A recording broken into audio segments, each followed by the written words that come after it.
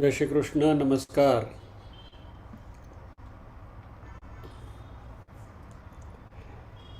उपनिषद के अध्ययन की श्रृंखला में मांडुक्य उपनिषद के आज के सत्र में सभी का स्वागत एवं अभिवादन। ओमकार के नाद के साथ प्रार्थना करेंगे।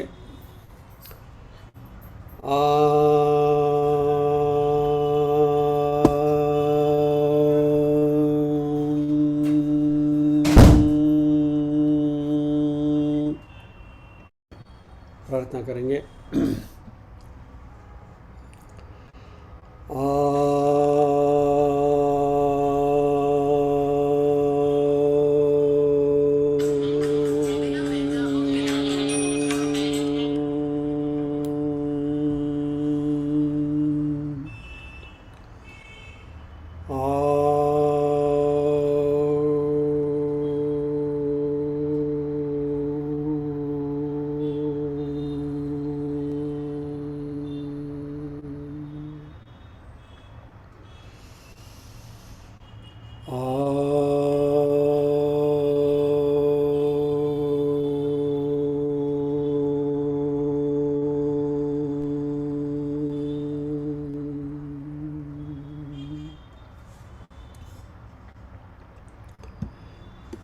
वक्रतुंड महाकाय सूर्यकोटिसमप्रभ निर्विघ्नं कुरु मे देव सर्वकार्येषु सर्वदा। या कुन्देन्दुतुषारहारधवला या शुभ्रवस्त्रावृता या वीणावरदण्डमण्डितकरा या श्वेतपद्मासना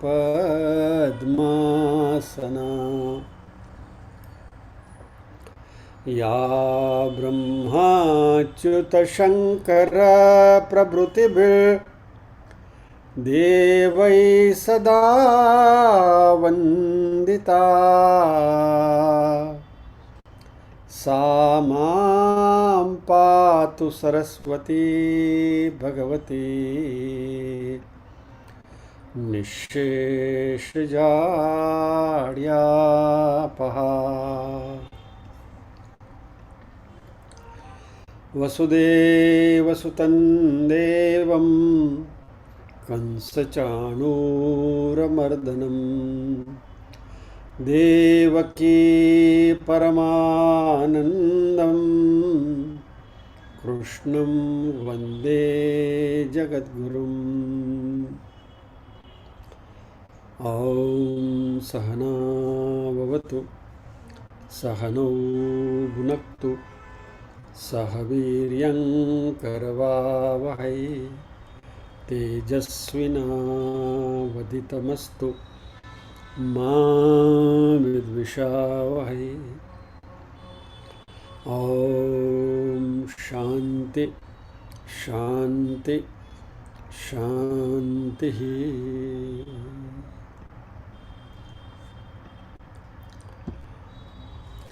ॐ भद्रं कर्णेभिः शृणुयाम देवा भद्रं पश्येमाक्षभिर्यजत्राः स्थिरैरङ्गैस्तुष्टुवांसस्तनूभिः व्यशेम देवहितं यदायुः। स्वस्ति न इन्द्रो वृद्धश्रवाः स्वस्ति न पूषा विश्ववेदाः स्वस्ति नस्ताक्षर्यो अरिष्टनेमिः स्वस्ति नो बृहस्पतिर्दधातु। ॐ शान्ति शान्ति शान्तिः।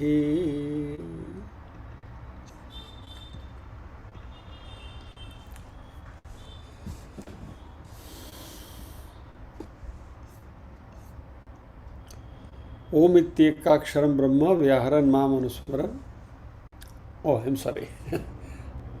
8वें अध्याय के श्लोक में पहुंच गए।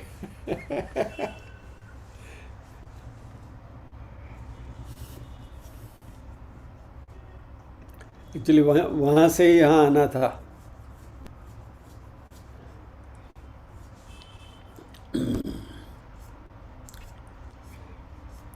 एनीवे, मांडुक्य उपनिषद के प्रथम श्लोक के ऊपर हमारा अध्ययन जारी है। ओमितेदाक्षरमिदं सर्वं तस्योपव्याख्यानं भूतं भवत् भविष्यदिति सर्वं ओंकार एव यच्चान्यत् त्रिकालातीतं तदप्योंकार एव। यानी ओंकार ही सब कुछ है और भूतकाल भविष्यकाल भूत वर्तमान और भविष्य में जो भी है वो ओंकार ही है, और उससे परे भी जो कुछ भी है वह ओंकार ही है।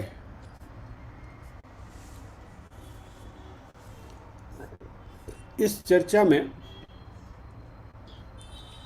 हमने 2 सैलिएंट पॉइंट्स देखे जिसका आज जिक्र करके बात आगे करेंगे।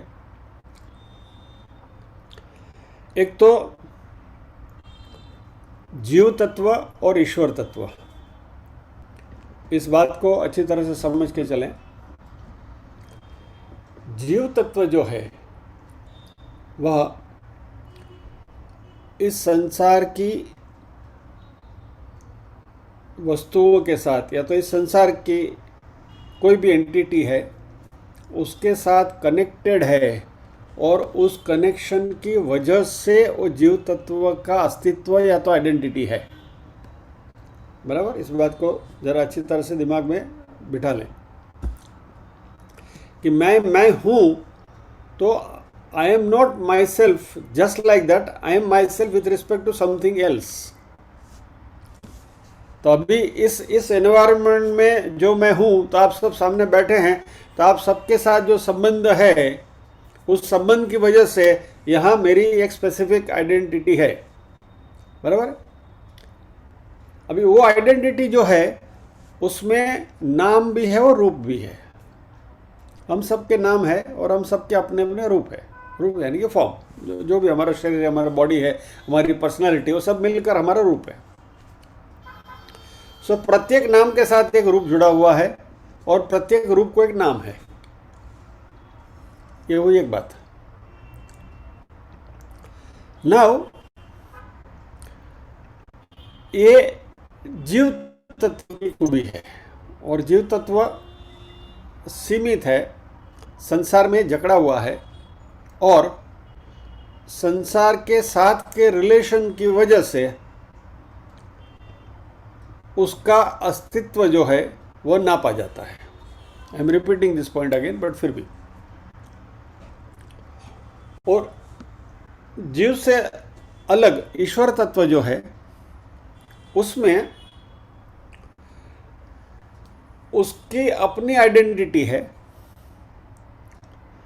ईश्वर को जानने के लिए हमें और किसी के साथ के उनके ईश्वर के रिलेशन की जरूरत नहीं है। एंड देयरफॉर ईश्वर तत्व जो है it stands independently on its own. वो अपने बलबूते पर वो खड़े हैं। हालांकि हम बाकी सब चीज़ों भी छोड़ दें, संसार के साथ के सभी हमारे जो कनेक्शंस हैं उनको काट डालें, फिर भी हमारा अस्तित्व ईश्वर के अंश होने की वजह से है।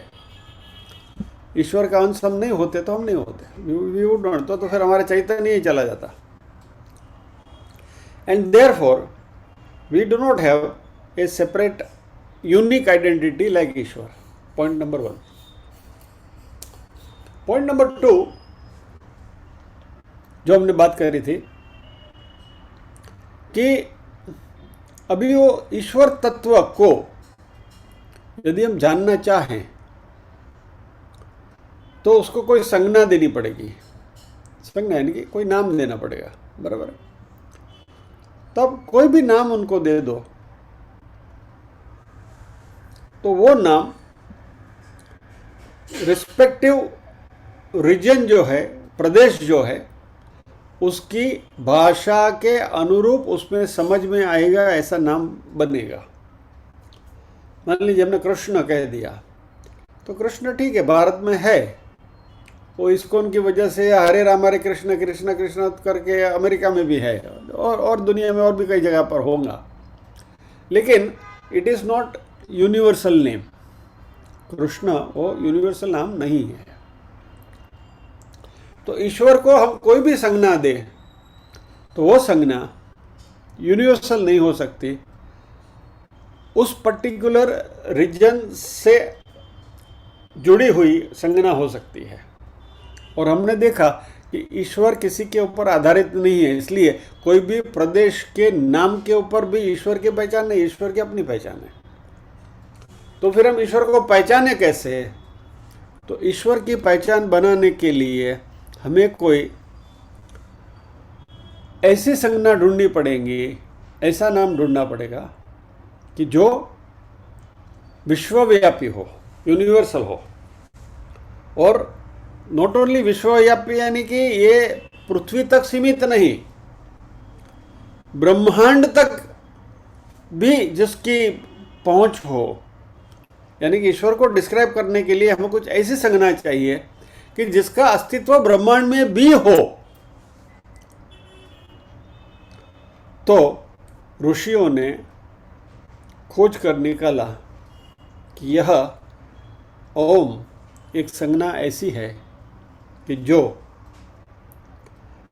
न तो मात्र भारत के प्रदेश में सीमित है, भारत देश में सीमित है, न तो एशिया खंड में, न तो इस पृथ्वी पर, न तो ये हमारी सूर्यमाला गैलेक्सी में, और ब्रह्मांड में ऐसी कई सूर्यमालाएं हैं। तो सभी सूर्यमालाओं में यानी कि पूरे ब्रह्मांड में व्याप्त, because Ishwar is omni present, और उनकी ओमनी प्रेजेंट के हिसाब से उनको संज्ञा देनी चाहिए कि जो यूनिवर्सल हो, और वो संज्ञा है ओम। तो इस संज्ञा को, ओम को, भाषा का बंधन नहीं है, प्रदेश का बंधन नहीं है, कोई बंधन नहीं है फॉर दैट मैटर। और अभी 2-3 दिन से ये बात चर्चा में है। आप लोगों ने यदि ये न्यूज़ पढ़ा होगा या तो यूट्यूब पर देखा होगा, तो अभी 2 दिन पहले नासा ने एक क्लिप जारी की है। वैज्ञानिक अभी तक ऐसा मानते थे कि अवकाश में, क्योंकि वैक्यूम में शून्यावकाश है और वैक्यूम में साउंड यानी कि आवाज़ की गति नहीं हो सकती, sound does not travel in vacuum, and therefore अवकाश में, आउटर स्पेस में देयर इज नो साउंड। ऐसी बात वैज्ञानिक अभी तक करते आए थे।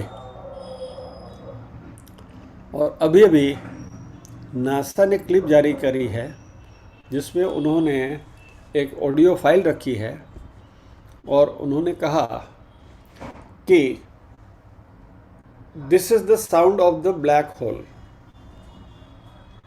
यानी कोई गैलेक्सियां ऐसी हैं अवकाश में जो, ये ऑफ कोर्स ये नासा का वर्जन है, but let us stick to that for the time being. तो नासा का कहना ऐसा है कि कोई गैलेक्सी ऐसी है कि जहां से ऐसी आवाज़ निकलती है और ये it travels without even the medium, यानी वैक्यूम में भी ये आवाज़ सुनाई देती है। और उन्होंने आवाज़ को कैप्चर करी और वो आवाज़ की ऑडियो फाइल उन्होंने फ्लोट करी। अभी ये आवाज़ मैं आपको सुनाता हूँ।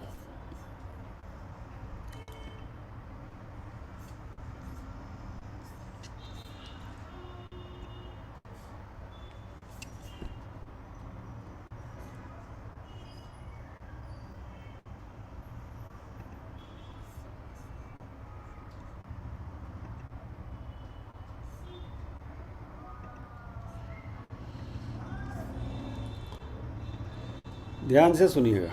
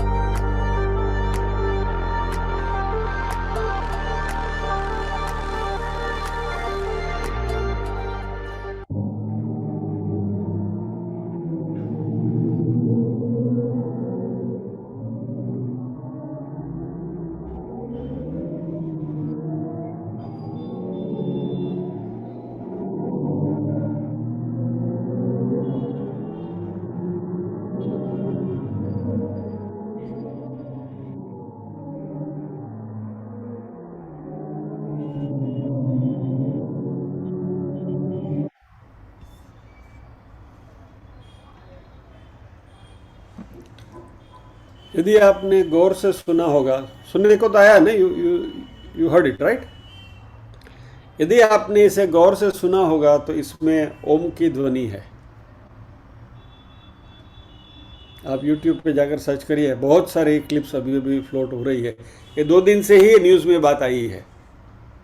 क्या योगानुयोग है कि आज हमारी बात हो रही है और ये नासा को एक क्लिप रखना है। तो अभी वैज्ञानिक भी मानने लगे हैं कि अवकाश में ऐसी कुछ ध्वनि है, और उस ध्वनि क्योंकि हम फेमिलियर है उससे, तो हम डेफिनेटली कह सकते हैं कि यह जो ध्वनि है ये ओमकार की है। सो जो बात अभी हम कर रहे हैं, कि जो लास्ट थर्सडे को हमने करी थी, तब ये क्लिप हमारे पास आई भी नहीं थी, नासा ने भी परसों ही फ्लोट करी है।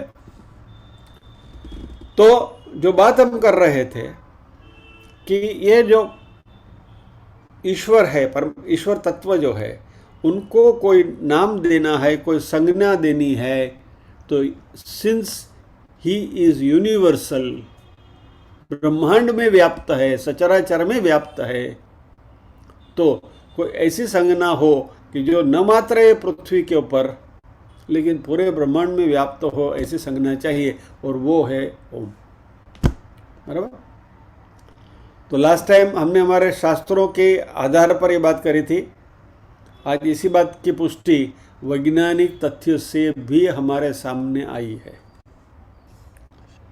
और हमारा माइंडसेट ऐसा ना कि anything that can be proved scientifically is authentic. हमारे ऋषि मुनि गला फाड़ फाड़ कर कह के गए, बात अलग है, लेकिन नासा के क्लिप आ गए, हाँ बस अभी ओम बराबर है, यस।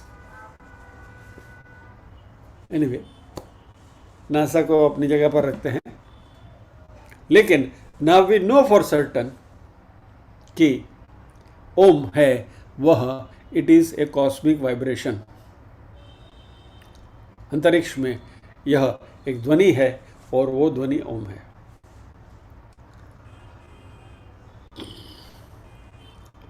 तो जब भी हम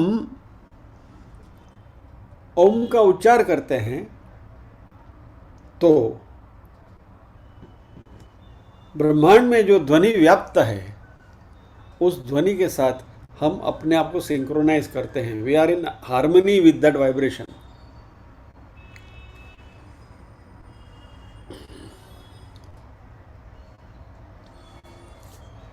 तो फिर क्या होगा, इसको थोड़ा इंटीग्रेट करें इस प्रोसेस को, कि जब भी ये जीव तत्व इस ईश्वर तत्व के साथ वाइब्रेट करने लगेगा, again I give you the same example of tuning fork. तो ट्यूनिंग फोर्क का जो एक जो हिस्सा है, वो जो फ्रीक्वेंसी से वाइब्रेट करता है, उसी फ्रीक्वेंसी से दूसरा हिस्सा वाइब्रेट करता है। It is A known factor. तो जैसे ट्यूनिंग फोर्क में दोनों उसके जो प्रॉन्ग्स है, they vibrate the same frequency. Similarly जब भी हम ओम का उच्चारण करते हैं, तभी ये जो वैश्विक चेतना जो है, ये जो कॉस्मिक ध्वनि जो है, उसके साथ हम अपने आप को सिंक्रोनाइज करते हैं। We vibrate with that. तो इसका असर क्या होगा, ये बात आगे आने वाली है, so I don't want to jump the gun. लेकिन इस ओम के जाप से ऐसी हमारी मनस्थिति बनती जाएगी कि हम अपने आप को इस संसार के विषयों के साथ जो जुड़े हुए हैं, हमारे जो संबंध, जो हम बात कर रहे हैं ना, कि वो हीलियम फिल बलून, उसके जो धागे हैं, वो धागे जो है वो संसार से बंधे हुए हैं कई जगह पर। तो एक एक धागे को आप काट दीजिए तो यू विल बिकम फ्री। तो क्या होगा, विश्व की वस्तुओं के साथ हमारा संबंध रखते हुए उनसे अपनी पहचान बनाने के बजाय यदि हम उन सब से अपने आप को मुक्त कर सकें, दैट इज, फिर क्या है, क्योंकि हमारा संबंध सभी से छूट गया तो नहीं बोलूंगा, छूट गया है। वस्तु, व्यक्ति, परिस्थिति, कोई भी वस्तु हो, कोई भी व्यक्ति हो, कोई भी परिस्थिति हो, उसके साथ का जो हमारा संबंध है वो जब छूट जाता है तो हमारे पास मन में विचार करने के लिए कुछ भी नहीं है।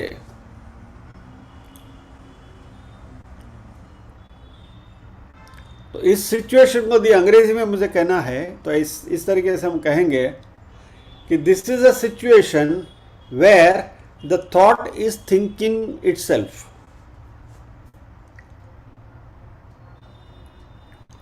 जरा थोड़ा दिमाग को कसना पड़ेगा इस बात को समझने के लिए।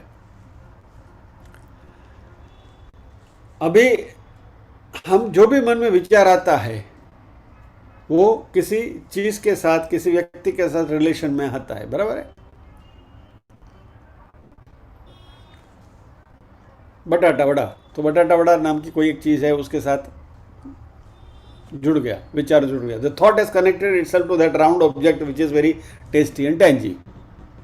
अब ये पर्टिकुलर बटाटा वड़ा किसी पर्टिकुलर शॉप में अच्छा मिलता है तो वहाँ का नाम हमको याद आएगा, राइट, तो कोई स्थान याद आएगा, वगैरह वगैरह। कहने का तात्पर्य क्या है कि any thought that comes in our mind has some connection somewhere, universal, इस यूनिवर्स में कहीं ना कहीं वो विचार जो हमारा है वो कनेक्टेड रहता है। लेकिन जब भी हम इन सभी से मुक्त हो गए, छूट गए, टूट गए नहीं, छूट गए, तो हमारे मन में जो विचार रहेगा वो ईश्वर का रहेगा। एंड क्योंकि हम ईश्वर के अंश हैं तो हम अपने ही बारे में सोच रहे हैं, यानी the thought is thinking itself. मन में जो विचार आ रहा है वह अपने ही बारे में सोच रहा है। इस बात को आगे आएंगे थोड़ा अच्छी तरह से समझ पाएंगे। और यह जो विचार है वह ईश्वर का विचार है। तो जब भी कोई वस्तु, व्यक्ति, परिस्थिति के बारे में हम सोचते हैं तो जीव का विचार है। लेकिन जब भी हम इस सिचुएशन में आते हैं कि हमारे सारे रिश्ते के साथ का हमारा संबंध छूट जाता है, तो जो ईश्वर का जो विचार है वह it is nothing in particular, हम किसी की स्पेसिफिक थिंग के लिए सोच नहीं रहे हैं, और यह ईश्वर विचार है। और हमारे विद्वानों ने कहा है कि उस समय हम अपने मन से नहीं सोच रहे होते हैं, लेकिन ईश्वर हमारे द्वारा, हमारे इंडिविजुअल मन के द्वारा अपने बारे में ही सोच रहे हैं, और हम एक व्यक्ति मिट जाएंगे और ईश्वर तत्व में हम घुल मिल जाएंगे। तो क्या होगा? जगत, एक बात हमने देखी कि जगत में ईश्वर तत्व ही ऐसा है कि जो अपने बलबूते पर खड़ा है। हमने एक ऐसी स्थिति प्राप्त कर ली कि जब भी हमारे सारे संसार के साथ के सारे संबंध छूट गए तो हम भी अपने बलबूते पर आ गए अकेले, यानी हम ही ईश्वर हो गए। और वही बात again, if you want to connect the dots, क्या हुआ? आप ब्रह्म से एकाकार हो गए, यानी अहम ब्रह्मास्मि। घूम फिर के बात वहीं आती है। हमारा सारा तत्व ज्ञान, जिसको हम अध्यात्म कहते हैं, जिसको हम स्पिरिचुअलिटी कहते हैं, वह ये एक सेंट्रल पॉइंट जो फलक्रम है उसके इर्द गिर्द ही घूमता है, अहम ब्रह्मास्मि। जो सारी कमेंट्रीज हम करते हैं, पढ़ते हैं, सुनते हैं, सोचते हैं, इस दिशा में ये सब अल्टीमेटली हमारा जो सही स्वरूप है ब्रह्म का, उसी के बारे में जागृति लाना है, उस अज्ञान को मिटाकर।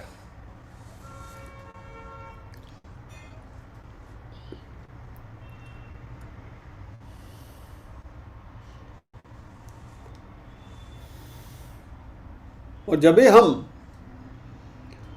ओम का उच्चार करते हैं तो तभी हम मात्र कोई एक ध्वनि या तो एक शब्द या तो कोई शब्द समूह यानी कि फ्रेज, उसके बारे में हम नहीं सोच रहे हैं। We are not reciting that. हम एक प्रकार का आंदोलन यानी कि वाइब्रेशन क्रिएट कर रहे हैं,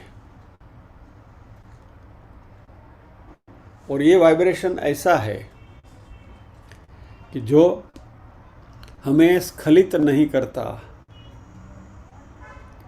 हमें तकलीफ नहीं देता। It does not agitate us, it does not irritate अस।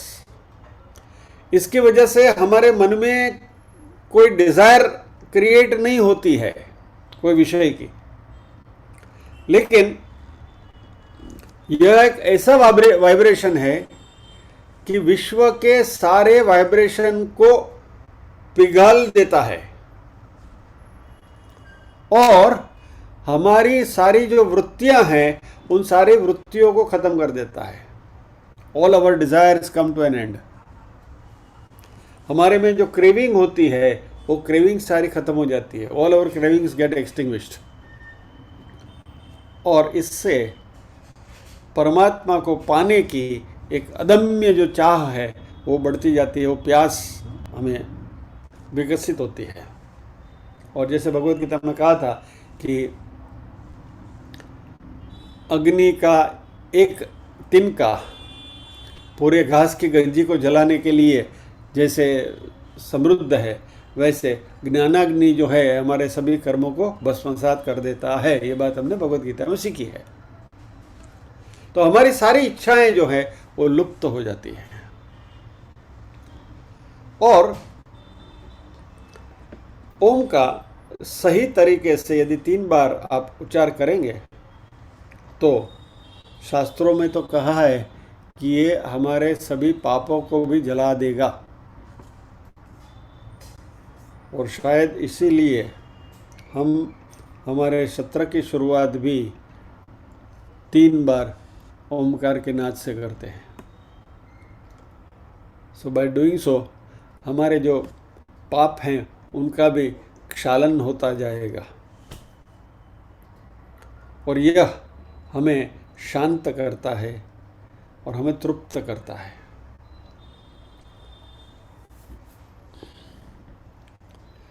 और इसकी परीक्षा यह है, द टेस्ट, कि आपने ओमकार का सही उच्चार किया है कि नहीं किया है।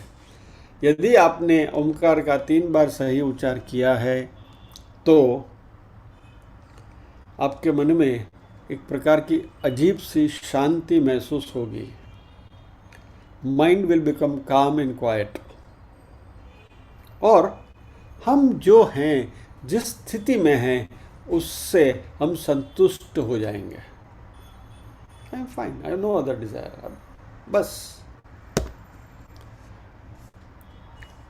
लेकिन यदि ओमकार का नाद करने के बावजूद भी हमारे मन में कोई भी अतृप्त इच्छाएं अपना मुंह फाड़ती हैं तो समझ लेना कि हमने ओम का सही उच्चार नहीं किया है।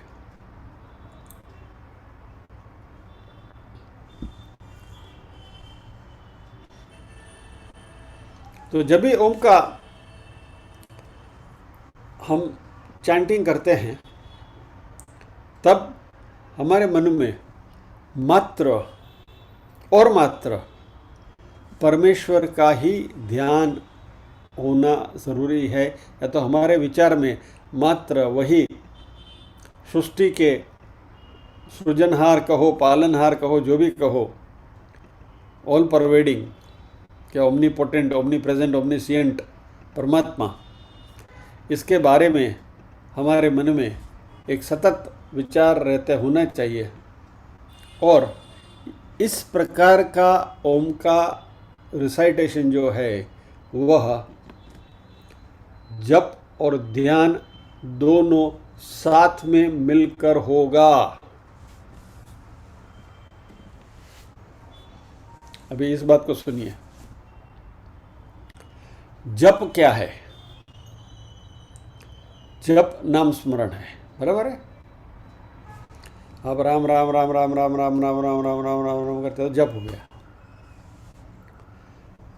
तो जप में आप कोई स्वरूप के बारे में नहीं सोच रहे, मात्र नाम का रटन कर रहे हैं, बराबर है। श्री कृष्ण शरण मम, श्री कृष्ण शरण मम, श्री कृष्ण शरण मम, श्री कृष्ण शरण मम। तो श्री कृष्ण शरण मम का जब आप जप कर रहे हैं तभी आपके मन में श्री कृष्ण की कोई पर्टिकुलर छवि का ध्यान नहीं है, कोई स्वरूप का ध्यान नहीं है। आप मात्र राम राम राम राम कर रहे हो, कृष्ण कृष्ण कृष्ण कर रहे हो, शिव शिव शिव शिव कर रहे हो, बराबर है। ये जप है। जप यानी नाम स्मरण। और ध्यान क्या है? ध्यान सगुण साकार स्वरूप के ऊपर अपना विचार। तो नाउ अभी यदि मुझे ध्यान करना है तो श्री कृष्ण के ऊपर मुझे यदि ध्यान करना है तो श्री कृष्ण का जो मेरा स्वरूप, जो मेरा इष्ट देव इष्ट स्वरूप है, उसके ऊपर मैं ध्यान करूँगा। किसी के इष्ट स्वरूप है लड्डू गोपाल है, किसी को सुदर्शन चक्रधारी कृष्ण ये हैं, किसी को अर्जुन के उपदेश देते हुए कृष्ण जो हैं वो उनके इष्ट स्वरूप है। तो जब भी कृष्ण के बारे में आप ध्यान करने बैठोगे, तो यदि आप शिव भक्त हैं तो शिव जी के बारे में जब आप ध्यान करोगे तो शिव जी का एक पर्टिकुलर रूप, एक पर्टिकुलर स्वरूप आपके दृष्टि में, आपके नज़र के सामने, आपके मन में आएगा। लेकिन ओम का जब भी आप सही ढंग से उसका ये करेंगे, चैंटिंग करेंगे, उच्चार करेंगे, तो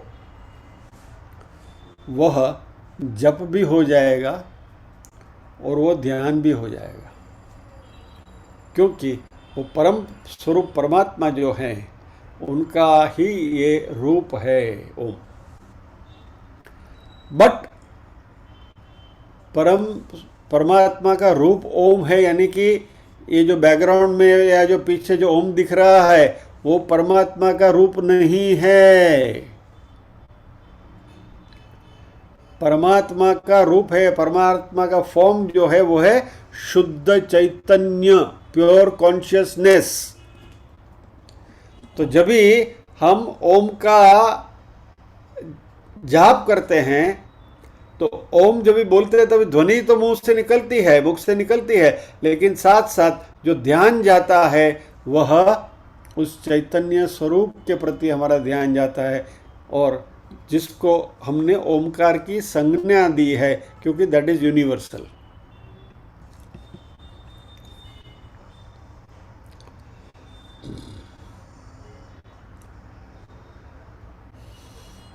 सो यहाँ जप और ध्यान दोनों साथ में मिल जाते हैं और नाम और रूप दोनों कंबाइन हो जाते हैं।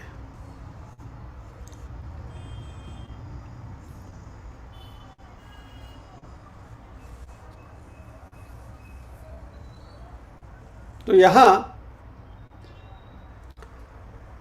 से थोड़ा ये पानी थोड़ा गहरा है, बट फिर भी समझेंगे तो मज़ा आएगा, ऐसा है।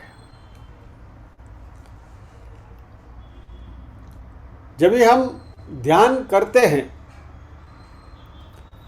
तो ये कृष्ण है या तो ये राम है या तो शिव है, ये डेजिग्नेशन देने वाले हम हैं, डेजिग्नेटर, संज्ञा देने वाले। और वहां जो कृष्ण का रूप है दैट इज अ डेजिग्नेटेड रूप, जिसको हमने संज्ञा दी है, बराबर। तो यहां designator and designated, they are two separate entities. लेकिन जब ओम में जब हम जैसे जैसे एकाकार होते जाएंगे तो Om is a universal name and Om is designating a universal form, विश्वव्यापी फॉर्म। तो इसलिए ये नाम और रूप जो दोनों है which belong to one entity which is universal.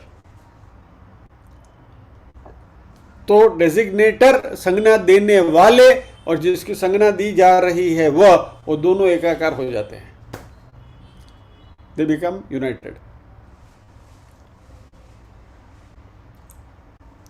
तो फिर आप कहो कि मैं जप कर रहा हूं ओम का, या तो आप कहो कि मैं ओमकार का ध्यान कर रहा हूं, बात एक ही हो जाती है।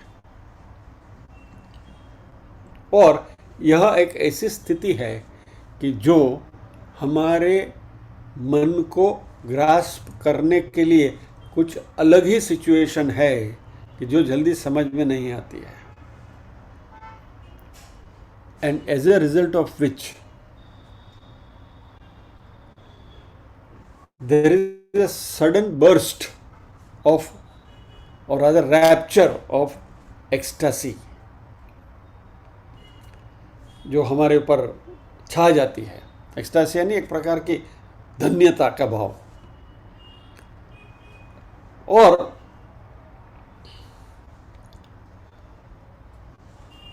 फिर जब भी हम सोचेंगे ओम इत्येदाक्षरम इदम सर्वम, यहाँ सब कुछ जो है वो ओमकार है,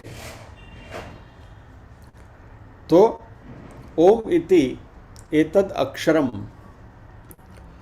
अक्षर यानी इम्पेरिशेबल, जिसका क्षय नहीं होता। इस जगत में कोई भी नाम आप पकड़ लो, इट इज पेरिशेबल,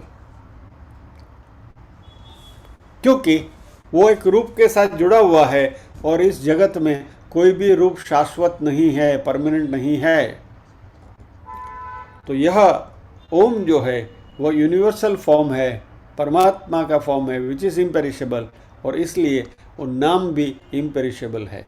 ओम इति एतद अक्षरम, अक्षर यानी इम्पेरिशेबल। तस्य उपव्याख्यानम, अभी उसकी हम व्याख्या कर रहे हैं। क्या? भूतम भवत भविष्यत इति सर्वम ओमकार एव।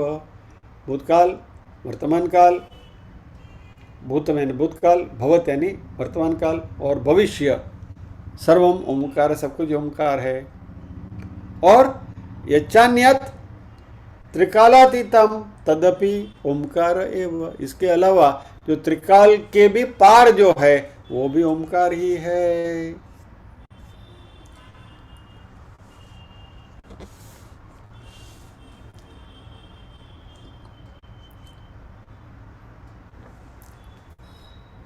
तो ओम का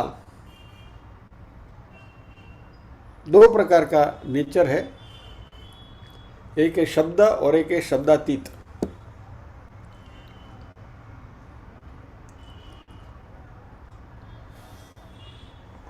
तीन तो हमें मालूम है, अ उ म, बराबर।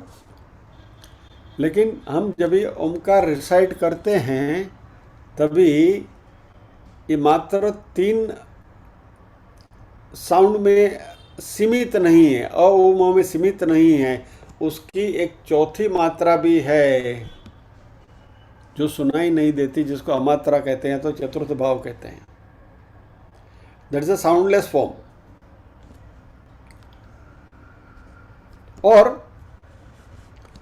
वह जो चौथी मात्रा जो है, चतुर्थ भाव जो है, अमात्रा जिसको कहते हैं, वह न तो सुनाई देता है,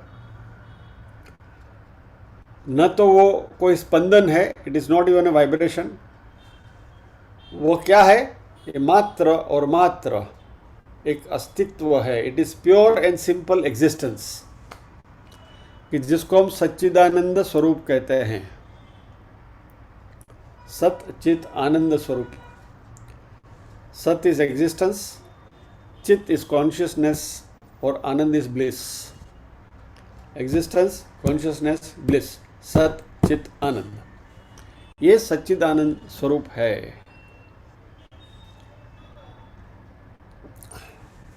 तो भूत, वर्तमान और भविष्य जो है वह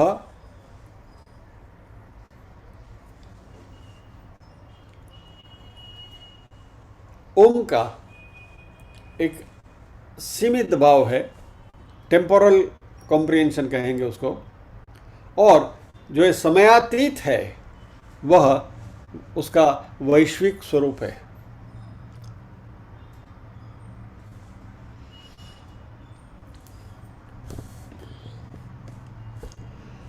उसको समझना है तो नदी सागर से मिलती है, तो नदी जो है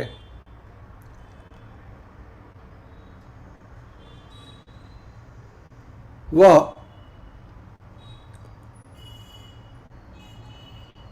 सागर का सीमित स्वरूप है, temporal form we can call it, और सागर जो है, ओशन जो है, वो परमानेंट फॉर्म है। नदी का नाम और रूप है, ये गंगा है, ये यमुना है, ये गोदावरी है, ये नर्मदा है, और सभी नदियों की अपनी अपनी कैरेक्टरिस्टिक्स भी हैं। लेकिन जब भी ये नदी सागर में जाकर मिलती है तो किसी भी नदी की अपनी स्वतंत्र आइडेंटिटी रहती नहीं है। इसी तरीके से जो ओम का, क्या कहें उसको, मैं ये वन मोमेंट प्लीज।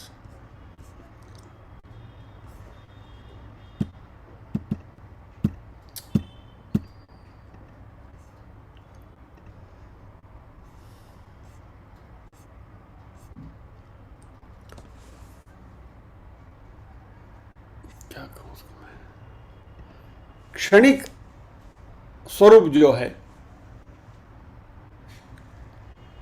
वह अ, ओ और म है, और जो यूनिवर्सल स्वरूप जो है, वैश्विक स्वरूप जो है, वह वो जो चौथी मात्रा जो है, अमात्रा, वह है।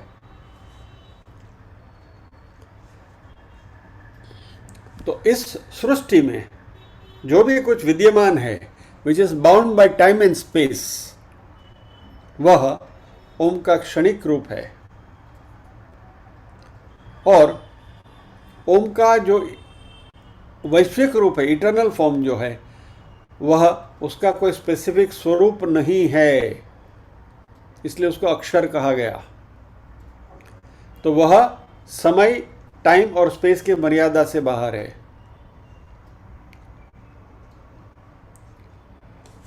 तो इतनी सारी बातें हमने ओम के बारे में कर ली। तो अभी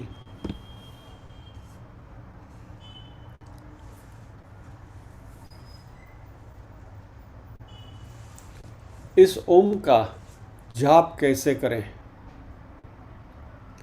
हाउ डू वी रिसाइट ओम, इस बात को जरा ध्यान से समझने की कोशिश करिए। सबसे पहले तो हमारे में से कई लोग जब भी ओम का उच्चार करते हैं तो ऐसा करते हैं कि as if we are doing a big favour to परमात्मा, और या तो बिल्कुल हावी हो जाता है उसका नो,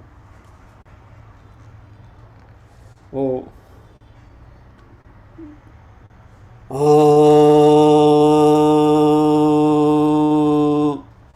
नो,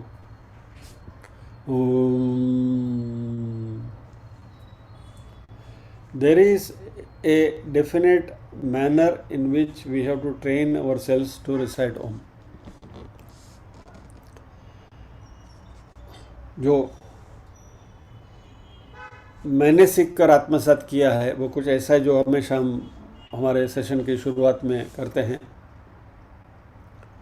और उसका एक अलग इफ़ेक्ट है। इसकी पुष्टि हमारे जिक्र दिलीप भाई ने किया था कि यहाँ क्लास में जो ओम का रिसाइटेशन हम जब भी शुरुआत में होता है उसका जो असर है वो कुछ अलग है, ऐसा उन्होंने ऑब्जर्व किया था। whatever, but this is how we should do, बिल्कुल सौम्यता से, no harshness in the voice, और एक जिसको बोलते हैं at a particular calm pace, sorry,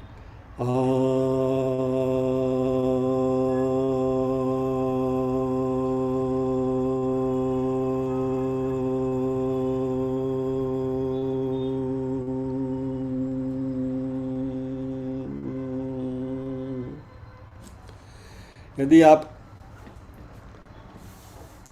harmonium की मदद लेना चाहते हैं, आपके पास हारमोनियम या कीबोर्ड है, तो आप जो सफ़ेद एक जिसको बोलते हैं सी, उसका सहारा लेकर आप ओम रिसाइट कर सकते हैं।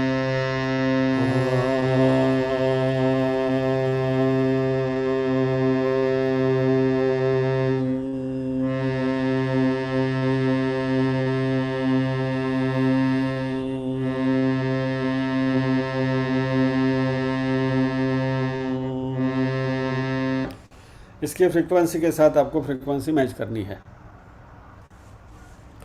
ये अभ्यास से आता है, धीरे धीरे धीरे धीरे बढ़ जाएगा। लेकिन एक बात का ख्याल रखें कि आवाज़ में हार्शनेस नहीं होनी चाहिए, ज़रा सी भी खराश या तो हार्ड फीलिंग नहीं आनी चाहिए। It should go very softly. एक हुई बात। दूसरा, ये ओम की जो ड्यूरेशन क्या होनी चाहिए। अभी there are two things in this. एक तो आपके फेफड़े में आप कितनी हवा भर सकते हो, कितने लंबे अरसे तक आप उसको होल्ड कर सकते हो। तो किसी की क्षमता अच्छी होगी, किसी की कम होगी। कोई 10 सेकंड के लिए कर सकते होंगे, कोई 5 सेकंड के लिए कर सकते हैं, कोई 15 सेकंड के लिए, कोई 20, कोई 25। घड़ी सामने रखिए और कोशिश करिए करने की, और देखिए ऑन एन एवरेज 15 सेकंड का समय होता है। But again as I said कि with practice over a period of time you can increase this duration. जो मेरे केस में 25 से 30 सेकंड तक I can hold it, but it varies from individual to individual. इसका कोई स्पेसिफिक प्रमाण नहीं है, लेकिन शास्त्रों ने एक प्रमाण दिया है हाउ टू मेजर, उसकी मात्रा ओम की रिसाइटेशन की कैसे। और कुछ अजीब सा प्रमाण दिया है, मैं आपको बताता हूँ, डेमोन्स्ट्रेट ही करता हूँ। ये हमारी मुट्ठी है, बराबर, और हमारा ये घुटन है, नी। इस मुट्ठी को आपने बंद किया और एक राउंड घुमाया और क्लैप किया, बराबर, जो हम अस्त्राय फट करते हैं ना, राइट। शिरसे स्वाहा, शिखाय औषध, नेत्रत्रयाय औषध, और अस्त्राय फट ऐसा करते हैं ना, वो अस्त्राय फट है ये। तो the time taken for your hand to revolve around your knee and clap is एक मात्रा। तो it should be done in a leisurely manner, not very fast, not very slow. यानी ऐसा जानबूझ के धीरे धीरे नहीं घुमाना है, बट हमारी जो सामान्य गति है, इस तरीके से आपने घुमाया और क्लैप किया तो एक मात्रा हुई। तो एक मात्रा जो है वो लघु है।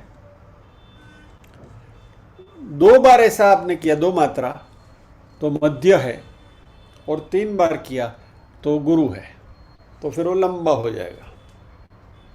जनरली ऐसा कहा गया है कि 2 मात्रा यानी कि मध्य, सो 2 बार आपने घुटने के आसपास आपका हाथ फिराया और क्लैप किया तो उसमें जितना समय जाता है उतने समय तक आपका ओमकार चलना चाहिए।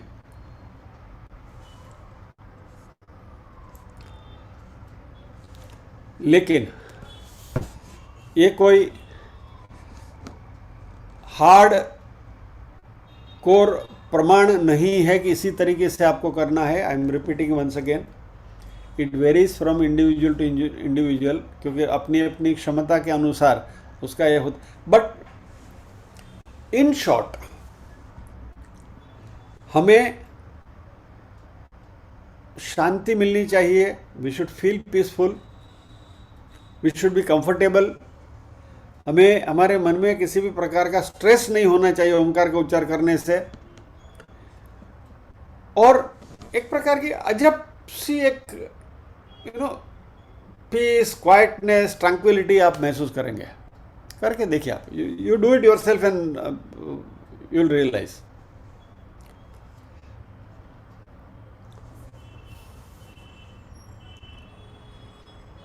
ये ओमकार के रिसाइटेशन की या तो जाप की बात हुई, लेकिन जब भी हम रिसाइट करते हैं तभी हमारा मन तो कुछ ना कुछ तो सोचेगा ही, बिकॉज मन तो सोचे बिना रह नहीं सकता, मरकट है मन, विचार तो कहीं आएंगे। तो हमें क्या सोचना है?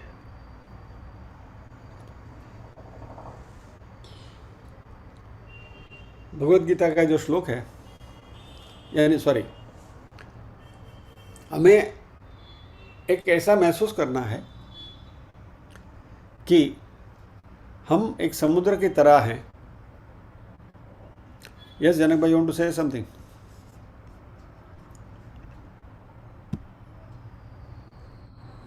સર બે ક્વેશ્ચન છે।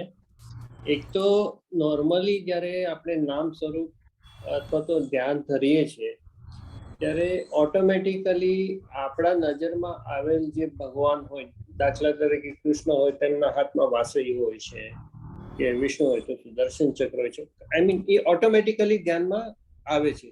પણ જ્યારે ઓમમાં આપણે કરીએ છીએ ત્યારે આ ઓમકારનું જે તમારી પાછળ લખેલું છે એ જ ધ્યાનમાં આવે છે। તો તમે જે ચૈતન્ય સ્વરૂપ કીધું એ કેવું હોય, એ એક થયું। We'll come to that. Okay, I got it. So next is કે આપણે જે સંધ્યામાં પ્રાણાયામ જે કરીએ છીએ એમાં એક જેમ 3 જેમ 1, એક શ્વાસ લેવાનો, 3 કુંભક અને એક આ। તો જે કુંભકનો જે સમય હોય છે એટલો સમય ઓમને રાખવાનો હોય છે? नहीं, ओके, समझी गयो, गॉट इट। संध्या करिए ત્યારે જે કુંભક કરીએ છીએ, હવે નાવ they have prescribed the ratio, and that ratio is 1:2:4. એટલે જેટલો સમય, the time that you take to inhale, you have to hold it for twice the time and 4 times to exhale, but which is very very difficult to implement, બરાબર? But you start with 1:1:1. Whatever time you take to inhale, for the same time you hold kumbhak, and in the same time you exhale. Right? Then you try to change the ratio. Then you do 1:2:2. एक बार 1 unit में सांस ली, 2 unit में रोको और 2 unit में उच्छ्वास करो। फिर वो जो उच्छ्वास की जो लिमिट है उसको 2 को 3 करो, 3 को 4 करो, तो क्या होगा? बट ये पूरी जो है, ये दिस इज बेसिकली इसकी प्रक्रिया है, प्राणायाम की प्रक्रिया है। But let us not try to complicate it with recitation of Om. Om का जो हमें ये ध्यान करना है उसके साथ इसको जोड़ के उसको कॉम्प्लिकेट करने की कोशिश न करें। ओम मात्रा हम अपने हिसाब से, अपनी मौज में, अपनी मस्ती में ओम का ध्यान करें, और धीरे धीरे आप पाओगे कि श्वासोच्छ्वास के ऊपर कंट्रोल अपने आप आने लगेगा। ये पूरा कुंभक, रेचक, वो आपको सोचने की ज़रूरत नहीं पड़ेगी। The whole process will become a reflex action, automatic हो जाएगा सब कुछ। तो शुरुआत करनी है ओम का ध्यान करने की, ओम का रिसाइटेशन करने की।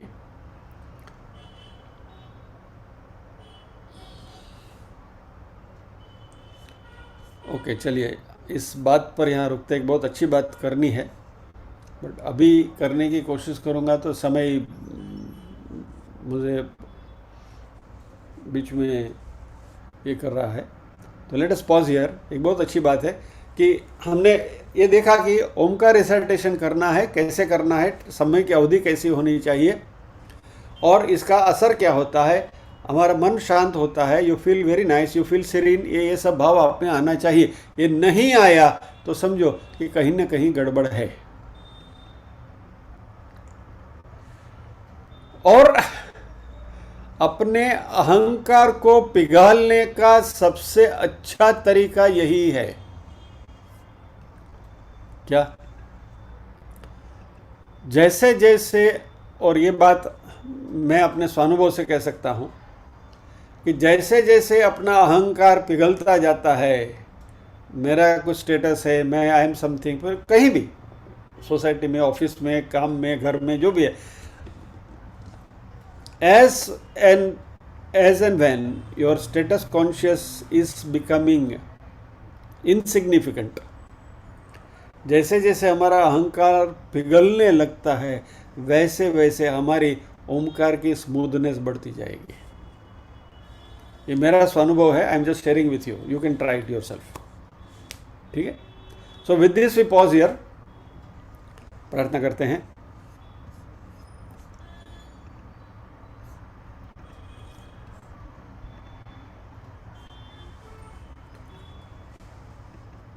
ओम असतो मा सद्गमय, तमसो मा ज्योतिर्गमय, मृत्योर्मा अमृतंगमय। सर्वेषां स्वस्तिर्भवतु, सर्वेषां शान्तिर्भवतु, सर्वेषां मंगलं भवतु, सर्वेषां पूर्णं भवतु। लोका समस्ताः सुखिनो भवन्तु, लोका समस्ताः सुखिनो भवन्तु। नाहं कर्ता हरिः कर्ता, हरिः कर्ता हि केवलम्। ओम शांति शांति शांति। सभी के हृदय में विराजमान परम कृपालु परमात्मा को वंदन करते हुए आज के सत्र को विराम देते हैं। अगले गुरुवार फिर मिलेंगे, इसी बात को आगे बढ़ाएंगे। जय श्री कृष्ण।